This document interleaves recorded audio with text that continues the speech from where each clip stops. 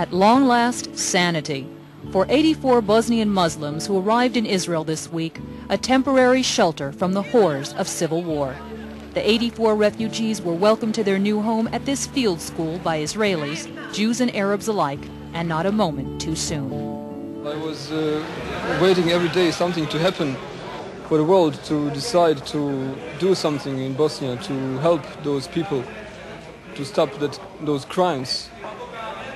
But nothing happened, and we were desperate every day, more and more.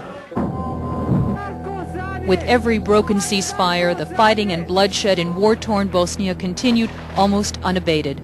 Homes were destroyed by mortar and rocket fire, people killed by sniper attacks on their way to work, others forcibly ejected from their houses. Against this bloody backdrop, Israel approached the Bosnian authorities last year offering humanitarian aid in the form of temporary shelter to Bosnian refugees. Final permission came at the 11th hour. The most difficult was yesterday to have a written agreement of the Bosnian government that they are agreeing to their people to go to Israel.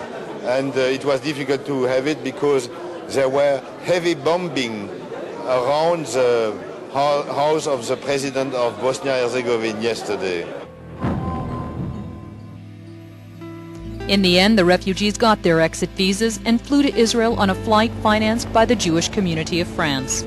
At Ben Gurion Airport, Israeli officials greeted the Bosnian Muslims, assuring them they could remain in Israel until it's safe to go home again.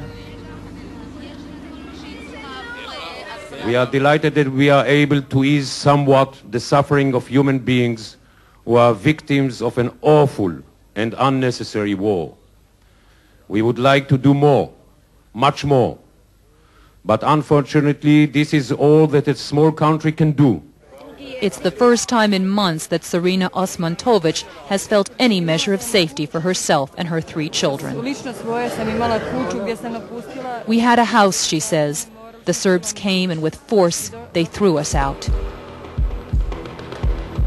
With tens of thousands of people still imprisoned in camps, Israel and the French Jewish community decided they could not ignore the suffering.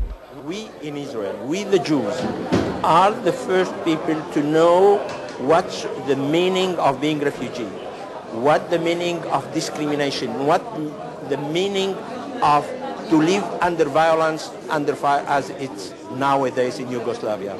So it's a humanitarian gesture, that's all. I just want some human warmth and a little help. Well, that was only the clothes that we could bring with us. That it is our own luggage we have. Smile on your face. Because I'm happy to come here. Smile.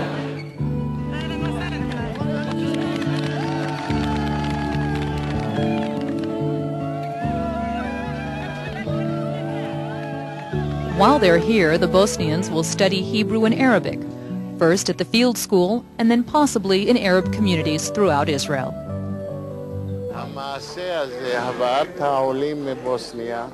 This act, the bringing of refugees from Bosnia, constitutes a breakthrough in the hostility which exists between the Jewish people and the Palestinian people.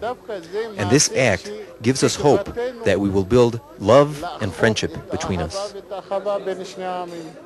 Now we have to go from room to room to ask if everything is okay, if they have all they need, if there are small children, if they need milk or special things that we didn't think of.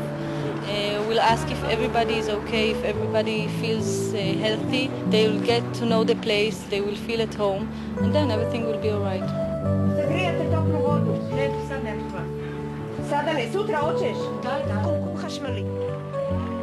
The Bosnian Muslims are just the latest refugees Israel has received from war-torn Bosnia. Over the past year, several hundred Bosnian Jews have arrived, finding sanctuary and for some a permanent home in Israel. With its acceptance of the 84 Muslim refugees, Israel shows that it seeks to extend humanitarian aid to all those suffering from Bosnia's civil war, and it is one of the only countries of the world that has done so. It's some kind of Zionism, of Judaism, of Israelism and humanism. And humanism.